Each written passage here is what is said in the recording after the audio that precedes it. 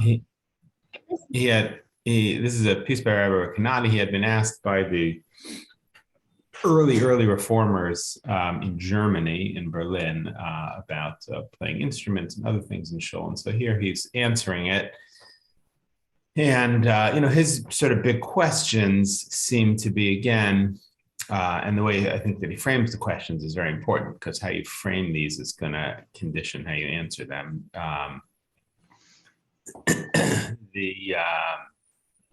They'd asked him some other questions. First, do you pray in Italian or in Hebrew? It's pretty obvious why they're asking them, whether prayer should be out loud or silent.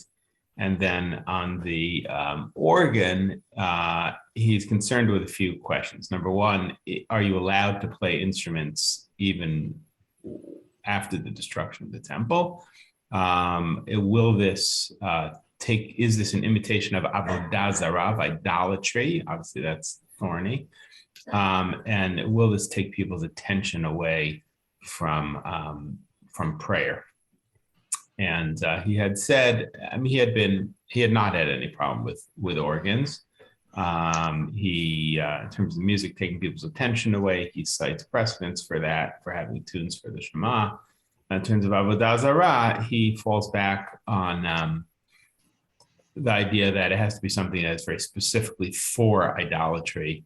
And even if you consider Christianity idolatry, over here, it's just an instrument. And he cites the example of candles. They have candles. We can't have candles. So again, you sort of, now I don't know, what we'll do is we'll look at the response to this kind of booklet. Is the Hamburg, this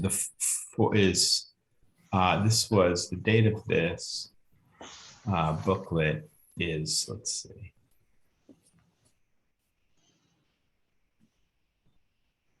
Booklet was published in Taftarim Ches, which is, 1818. Right, so 1819, 1 year later, you have the response of, and what I've read in some of the scholarship is that the Hamburg Beit Din's issuance in 1819 of their book against reform, which is composed mostly of letters from rabbis, similar to this structure, that I assumed that was just a general response to the first sort of reform minyan. And the Hamburg Temple, I think it was built in 1820s, so it wouldn't be a response to that, but it's coming from the Beis Din of Hamburg. But what I've read is that it's actually a response to this book. And that makes a lot of sense, because they've got, Orthodox rabbis here writing. So there has to be some response. So we'll see, and the question will be, obviously, it's going to have to be a halachic question. How do you frame the issue of instruments? And why, there are some good arguments here for why it should be permitted, certainly. So then he finishes with Aklal ha'oleh. He says, the general rule that emerges out of what I've written, he says, Asher alpi harayot va'emes va'tzedek, according to the proofs and the truth that I have laid forth above, and according to Rashi Alfei Yisrael, Harabanim Hamuv Hakim. And he says, I'm not just relying on myself, I'm relying on great rabbis that have come before us. He says, I see no problem with playing an organ in shul. L'chavod Hashem, for the honor of God. The shorer shirot v'tishbachot, it's for praises of God, b'nigun v'kol na'im, with a nice voice and with good accompaniment. Zulas b'Shabbatot v'Yom Tov shelo yinagen Yisrael b'atzmo. So what about Shabbos and Yom Tov? It says Shabbos and Yom Tov, a Jew should not play it. A non-Jew could play it. How do we know that? Is that so radical? No. Kamosha Pasak Maran Ba'or Chaim, as the Shulchan Aruch himself writes, that you could hire a non-Jew to play instruments. Over there, he's talking about Chatan and Kala, but why not for this? The problem, of course, with instruments generally is that they might fix them. The Ber Heitev, one of the classic commentaries on the Shulchan Aruch, writes over there that if you're hiring a non-Jew to do it, the Medina Mutter Lomer Lov Erev Shabbos Shinang B'Shabbos, you're allowed to tell him on Erev Shabbos that he should play on Shabbos. Kevin D. Since the whole thing is rabbinic, playing an instrument on Shabbos is not biblically forbidden. It's rabbinically forbidden because you might fix it. Fixing an instrument is biblically forbidden, but you can ask a non-Jew on Shabbos to do something that's rabbinic if it's for the pleasure of Shabbos or for, in this case, the honor of a bride and groom, or for, he's saying, for davening. Harav Magen Avram, and the Magen Avram, another classic commentary on Shulchan Aruch, says that it's permitted. As long as you don't tell him to fix it. The Arzo Shel Radvaz Nago Isser. He says the Radvaz, where he lived, I think he lived in Tzfat, they felt it was, the custom is that it's forbidden there to ask a non-Jew to play instruments on Shabbos. It was Sefer Eliyahu Rabbah, he says that the Eliyahu Rabbah, which is also a commentary on Shulchan Aruch, says that it's permitted to tell a non-Jew even to fix an instrument. The Ifriz al Hamida, Vatov, Lizar, Lomer, Lomer, Shabbos, Shaim, Shabbos. And he says you shouldn't tell the non-Jew on Shabbos to play, tell him before Shabbos. Zeo Mashala, Mitsudati, Hakulusha, Vakulusha. This is what comes from my, he's being humble here, my weak mind. Kos Bechosem, Verona, Biom Achon, Lechodesh Mar Cheshvan. He says, I wrote this on the last day of the month of Cheshvan, in the year Ashamer Lo Chasadai, which is 581. So that's 5,000. That's tough. 5,581, which is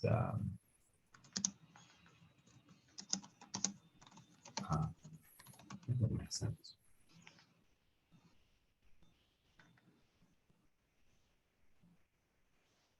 Let's see, 300, 581, 5,581. Let's look post. And 500 and 5,000.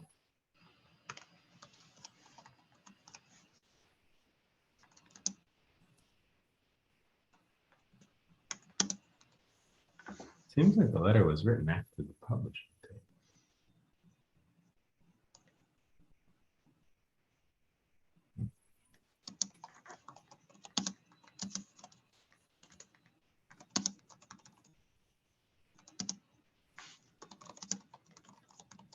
Shamer. No. Give this some thought. Shin is 300.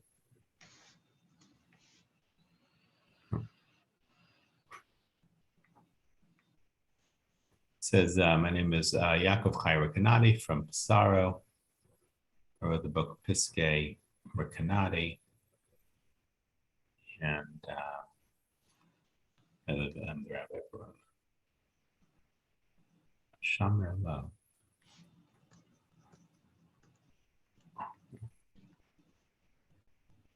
Strange. Assuming the first letter was dated.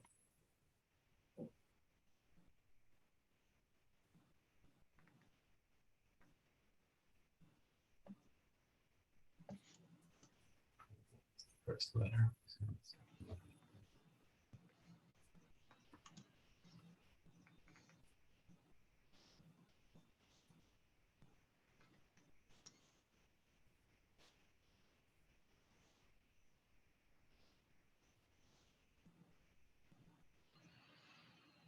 Not dated.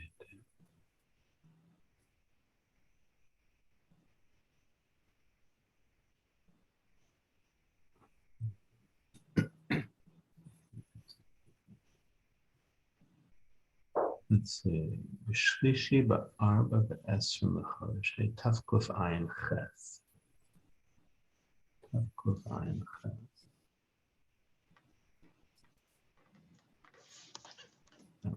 Chodesh taf. Ayin ches. Tuf Kuf Ayin Ches is 578.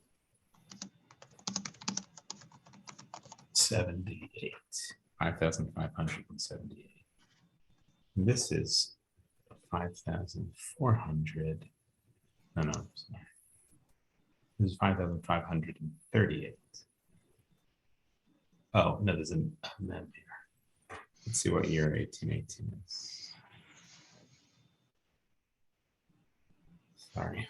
I don't know. I'm just a little. I'm just not sure.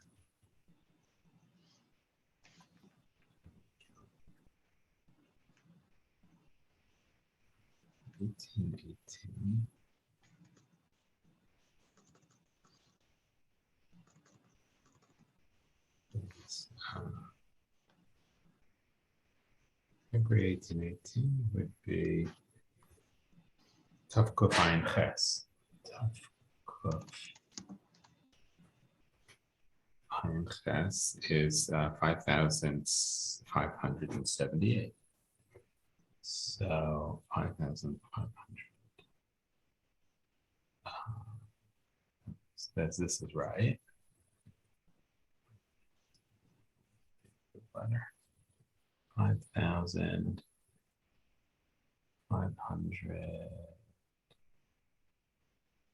Let's see, 5,570. Maybe one.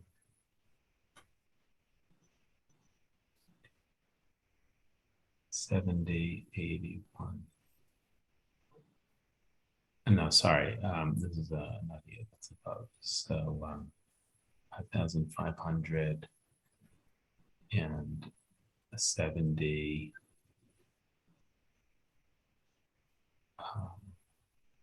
71, 77. Oh, okay. So that's right. Sorry. I don't know. I just want to make sure nothing is nefarious here. Okay. So that is the these are the letters from those three rabbis. Now, this is the Hamburg Bezdin's a year later, maybe even less than a year. This is the Hamburg Bezdin's response in a book that they call Eile Divrei Habrit. These are the words of the covenant. And they write to like 20 rabbis, and they immediately set out, even before it begins, it's forbidden to play. Now they only say on Shabbos, play an organ on Shabbos. You can't pray in any language other than Hebrew, and you can't change customs. You can't change the order of prayer. And then they write to, this is Altana Tuf Kuf Ayin Tes. This is 1819. And they write to a lot of rabbis. It's about 20 letters. And I'm going to look at one that's specifically. So here, this is from Rabbi Hertz Shire, who's the rabbi of Mons. I'm not sure where. It's not Metz, and it's not. It must be in. Maybe it's in Germany. I'm not sure. I tried to find it. I couldn't really find it. But he writes, I'm writing this El Rashi Alfi Yisrael, to the heads of the Jewish people, Hadayanim Hamuvhakim, the great Dayanim, the great judges, Yoshve Midin, that who sit on the Bezdin of Hamburg. Shalom u'bracha. Says that Noam Kiktavtam Hagioni, you wrote to me very nicely. Machmas Tirdas Kodesh Al Tzira. I haven't had time to respond. Ein biadai laharich. So I can't write too much. But Kitzer, though, he says, you asked me three things. Can you change the order of prayer? Can you pray in any language other than Hebrew? And can you play instruments on Shabbos? That was the question. The question wasn't weekday, it was Shabbos. And so he writes back, I know, Gamidati, the Shalashela Niflamim Kem. Yeah, I know that you're very wise and you know the halachas, and that it writes about this in Shulchan Aruch, and especially that we know it writes in Shulchan Aruch regarding instruments, that you can use instruments on Shabbos. And we don't. You asked me, so I'm going to answer. We all know the halacha, but he says I'm going to answer.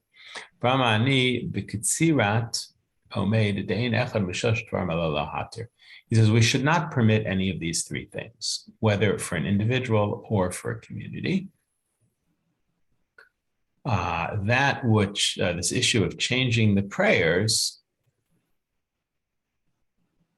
we've had these prayers for 2,000 years. Ezra HaSofer, Ezra made these prayers. And B'tocham Kama Neviim, and the prophets were involved in composing our prayers. So how can you change it? All Jews have accepted these prayers in all different lands. It's called Korov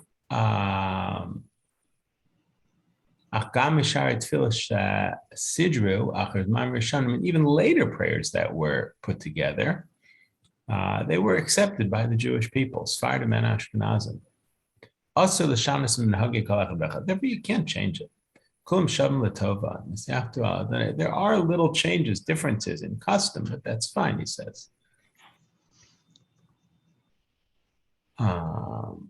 And people did add things. They did, you have different piyutim, different poems that were added. And they were added for different reasons. You can't change any fixed custom. Custom is very important for the Jews. See, it's interesting, right? There's an enormous issue here, which is modernity, right? Which is Reformation. And that's enormous, right? What they're really fighting over is what they feel is the future of the Jewish people, right? The Reform are basically saying, we're going to lose the Jewish people over this. And the Orthodox are saying, we're going to lose the Jewish people over this. What's your approach to retaining the Jewish people? Now, you have to fall back on the halachic stuff. That's what it's about. But the problem is the halacha here is it hangs by a string, because the question of, is it permitted or forbidden to say to a non-Jew, can you play on Shabbos? So, it's not like it's so obvious. It's more obvious probably to permit it from the technical halacha, or can you change davening? So, I don't know if you could change davening. The Gemara says that you have to retain the matbei habracha, the structure of a blessing. But can you change a blessing? Can you create a new blessing? Not sure that's such a problem. But so in a way, like you have to draw this, but there's so much at stake. To just say, oh, yeah, no problem. You're going to lose the whole Jewish people here from their perspective. So you have to draw on, I think that's what we have to keep our attention to is what's the tack that they're taking?